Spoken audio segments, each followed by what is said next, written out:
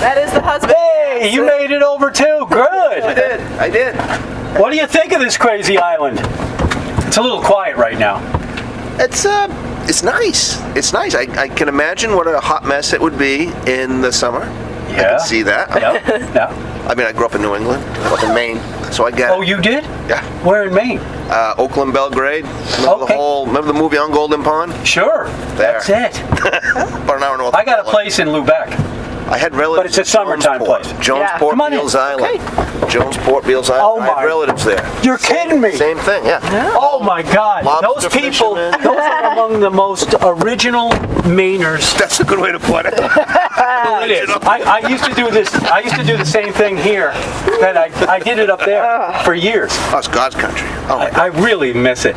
It's you can go from these $1 million houses to a tin shack Yeah. to a $3 million Yeah, house. that's right. 4 trailer. Yeah. Yeah, right It- next door it's to the $1 nothing million like it. house. Yeah. You know what? Deal with it. You're in Maine. There's no taking people to the planning board and go screaming at each other. Get over it quickly. Figure it out. All right, I'll see you Hey, it's later. good to meet you. Enjoy. He's on Dinner vacation. spots. All right, buddy. Later. Take care. Yeah. How you doing? I'm great. How are you? Thank you so much. It was good to come. I could only stick around for an hour. That's okay. I had a birthday yesterday, and I had to go to a birthday dinner. Hey, that's okay. That doesn't come around once a year. You know, I get to go out to dinner exactly. here. So, why are you here? Sure. Tell us all about it. Awesome. So the lovely folks from ASAP called, and I've been doing some work on juuling and vaping, and so I'm here did a community talk, and then I'm here to talk to the middle school students about it as well. Okay. Now, is this something you do regularly? Do you actually travel around and do these talks? A little bit. Yeah. I work full-time at Springfield College, which is out in Western Mass, Yep. and I do alcohol, other drug education, prevention work, and health and well-being work with our college students. I see. Is that your That's primary my full-time job, yes. Oh, really? So Yes. you're working with people about substance abuse all the time. I am. Yeah. Are you a recovering person? I am not. I have a background in public health, Mm-hmm. so I do work at 2 levels. I work with students individually, and then I work sort of at the population level on the college campus, trying to do things that will make the campus as a whole healthier. That's fantastic. What a great job you It's have. awesome. How long have you been doing that? I've been at Springfield for almost 5 years, and before that I was at the University of Southern Indiana out in Southern Indiana for about 5 years doing the same work. Oh, wow. Yeah. So, what's the difference between Southern Indiana and Springfield College? I mean, other than the weather, the weather out there is great. Right, you know what I'm getting at. Yeah, well, Southern Indiana is a mid-sized public institution, so I had a lot more diversity of students. And so I saw a lot more students who from different backgrounds, and a lot more students who were coming back to school. What about culturally in Southern Indiana? I know it's a different culture now. It's a totally different culture. They have more problems than we do in New England? I think What'd you say? everybody has problems, honestly. When I was out there, meth was a big issue. Oh, yeah.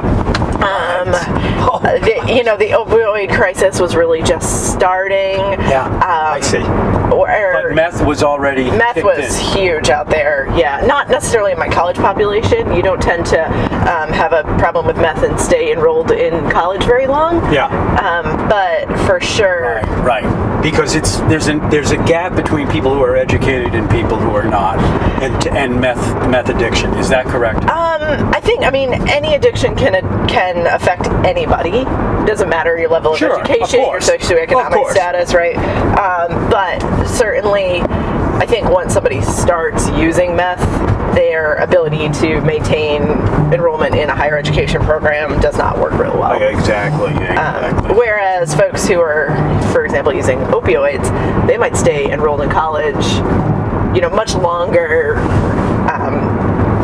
And you're seeing that too. I mean, this is another big issue. It is. Not so much with the college kids. I mean, it certainly touches our college students. Yeah. I think it touches them more in friends and family than it does with other students. Again, if we look at the college age population, your biggest issues are still alcohol, cannabis, nicotine, and the Juul thing, right? But certainly, alcohol is still our number one issue with college students. I don't think it's going to go away. Right. But cannabis is certainly creeping up, especially being in Massachusetts, where, we're in a legal adult use state. I'm sure as a professional in this field, you look at other countries. Mm-hmm. How do we compare in our use of these extracurricular, mind-altering inducements? Where are we as far as you're concerned? I think we're more similar than we are different. A lot of people will give you that line, if you learn to drink with your family like you do in France or Italy, you don't have the issues with binge drinking. But the data doesn't say that. The data actually suggests that young people in some of those countries have just the same types of problems that our young people do here. They do. Yeah. But is that because most of them are white? I mean, because there is a difference between black Americans, right? Isn't there? There is. What tell us. So, again, I think there's more similarities than there are differences. Yes. And a lot of those differences are more socioeconomic based than they are racially based. I think, and again, my work being with college students, right? Once they get to college, there's a lot more similarities than they are differences. Where we see some problems are in, our white male cisgender students, right? But our white females are catching up with them pretty quick. They are. Yeah. They are. But still, I think your traditional white male cisgender student is going to have the most problems. Isn't that something? So why do you think that it is that black people are not doing it as often as white people? I don't have a great answer for that question. Yeah. Some of it. We have a lot of Jamaicans here. Okay. And we've learned to, over the years, more and more Jamaicans have come here, and they seem to have the least amount of drug issue problems. Mm-hmm. Across the board. Okay. The parents are really on top of this. And I think that's probably a lot of what it is the way that folks are raised. We know that parental modeling is huge. And even among college students, they still listen to their parents. You might not believe that they do, but they actually do. Right. And so the messages from parents, guardians, family members about what's appropriate, what's not appropriate, they really do take that to heart. So we know if parents have conversations with their students, young students, college students, about substance use, and then they model good behavior is another huge piece of it. So we've seen, unfortunately, in the last few years, college students who are like, I smoke cannabis with my parents, or my parents are okay with this. They're much more likely to use themselves than if their parents are like, this is not okay. So that old adage of, as long as he's smoking it in the house or drinking a beer in the house, it doesn't work. Okay. It doesn't work. There you go. Yeah, also parents who give their minors alcohol in the house, it's one thing if it's their child, but if they're serving to other minors, like their kids' friends, there's some real legal issues. You can't do that. All right, so let's get into why you came specifically to talk to students, and obviously some of us last night about this Juul. Correct. Explain to us what's going on with Sure. So Juuls, they're just exploding at the middle and high school levels. We see them at the college level as well, not so much among adults.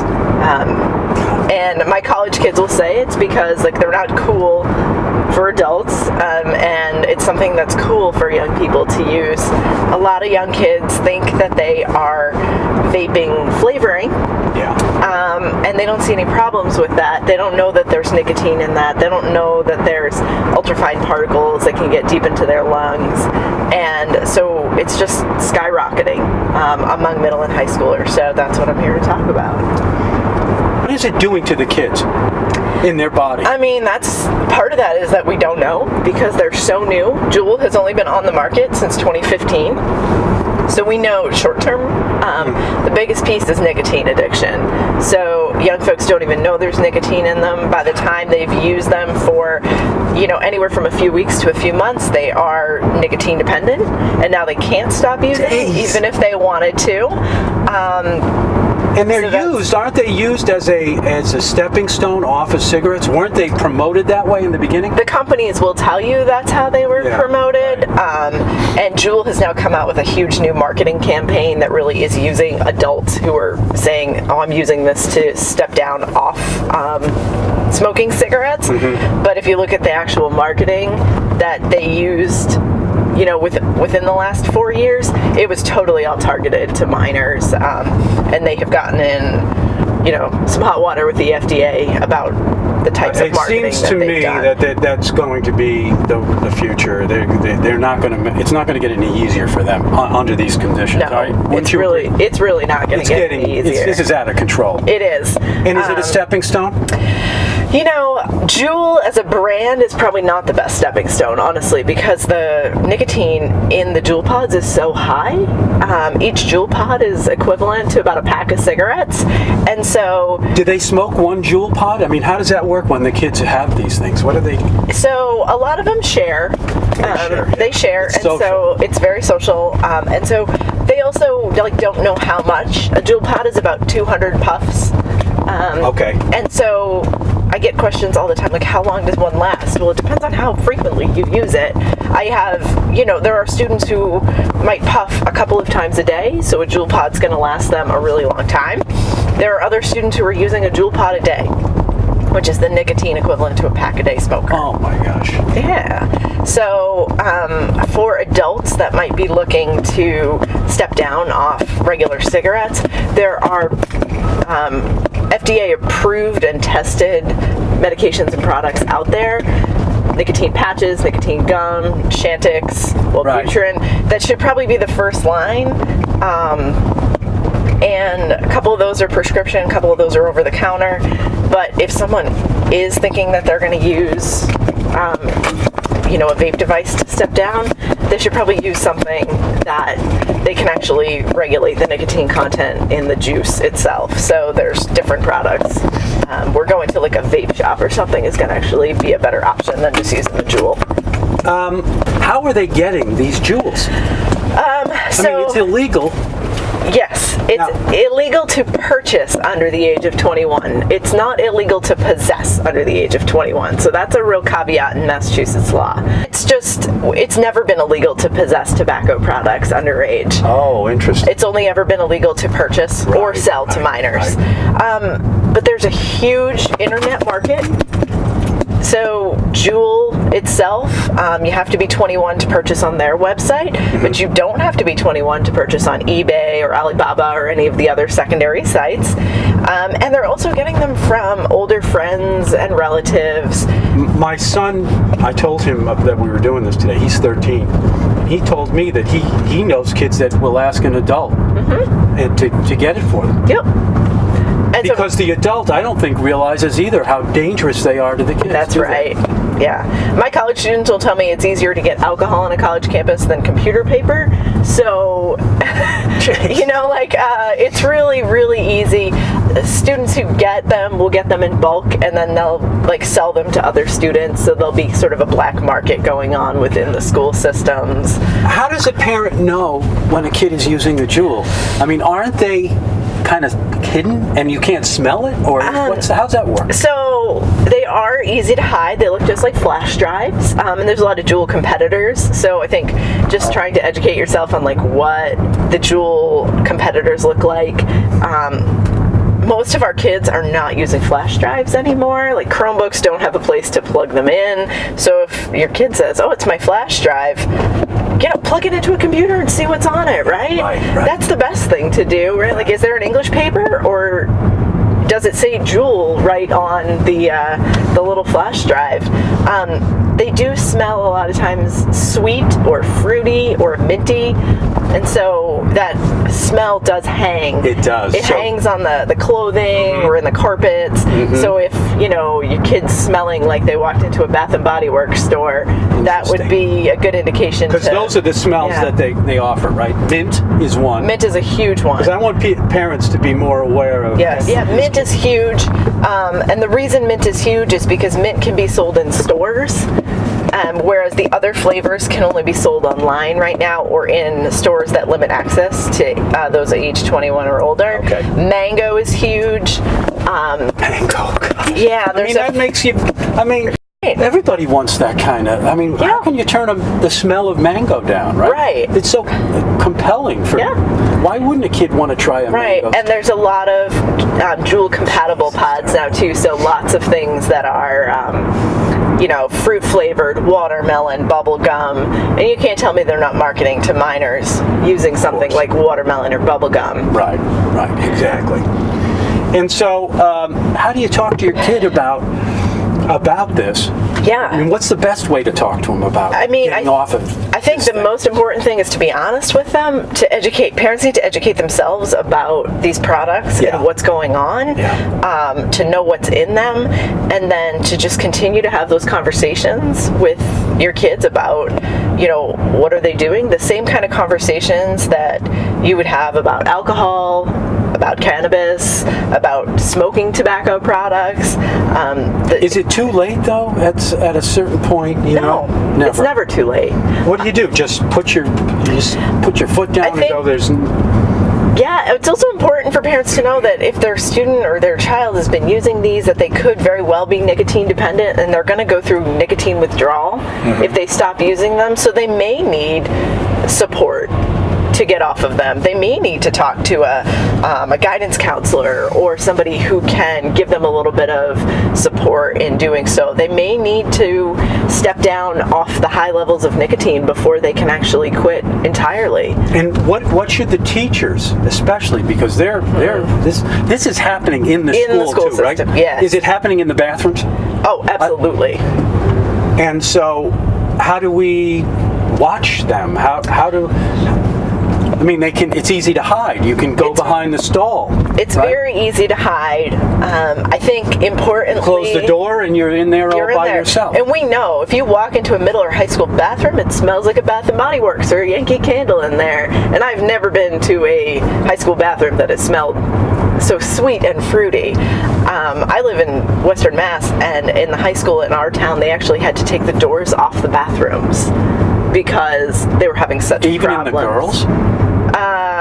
I wouldn't think they'd do that. I only have boys. Okay. So I don't. Right. But at least the main door. Sure. That they've been taking off. Sure. I know that there are school systems that have regulated them so that if students are caught with the Juul or other devices, that they actually get significant punishment. Do you know if we're doing that here? I have heard that students have been suspended for them here. So, there's pros and cons to that. And other it is a deterrent for some students that they're going to get in significant trouble. Right. Okay. What about the corporation itself? How can they live with themselves knowing what this is a serious problem, right? What's the percentage? But this data is a few years old, is suggesting that it could be, 1 in 5 high school students, but we hear at different high schools, that it could be as high as 60% of students at some schools have tried or are using. There's a lot of kids who've tried it and don't like it. Yeah. And, aren't using on a regular basis. But the company they are out to make money, right? Where are they from? Where's this company from? They are like a Silicon Valley startup. It's an American company. It is an American company. And these are young folks who, they went to Stanford, and they are all about making money. They certainly are, aren't they? Yeah. Sneaky little money makers. Well, I can't stand that. Now they've also been invested in by some of Big Tobacco, which isn't a surprise because Big Tobacco is losing customers every single day because they now know that, young folks know that smoking is bad for you. And so, Marlboro knows this is the wave of the future. So you're going to go in and talk to these kids. I am.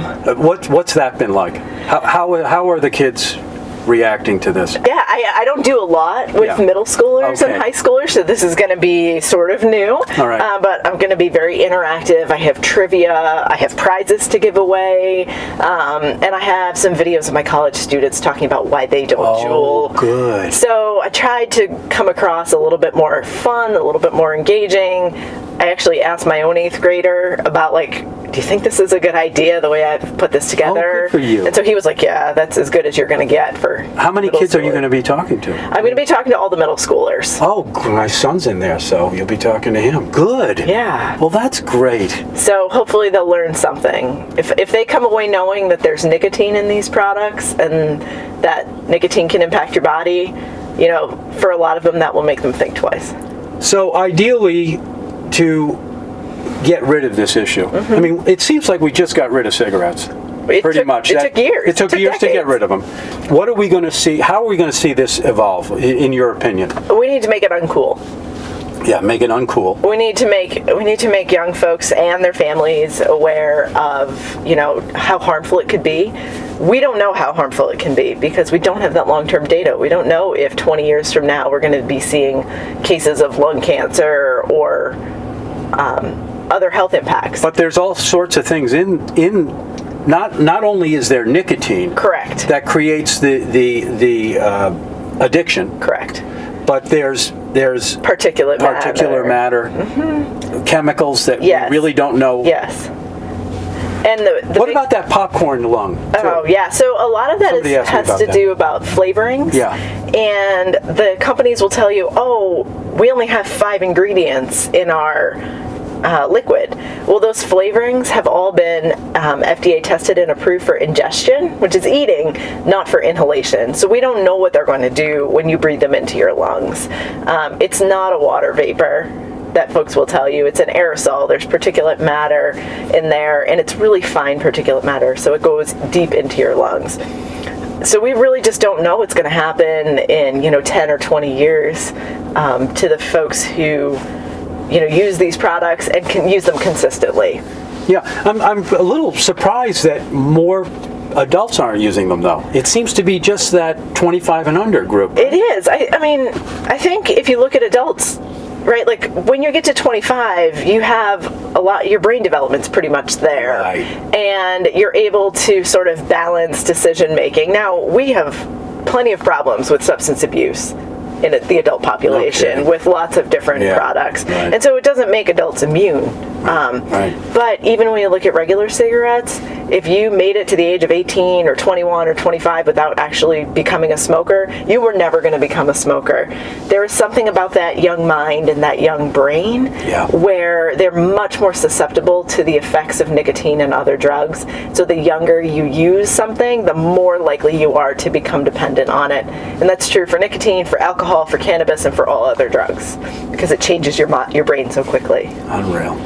Well, Christine, thank you so much for coming for a ride with me. Thank you so much. This was great. I'm glad you liked it. I'll have it done soon, and when I put it on Facebook, YouTube, go ahead and show everybody. It's awesome. Great information. We really appreciate you coming here. Thank you so much. Thank you. All right, I'm going to the middle school.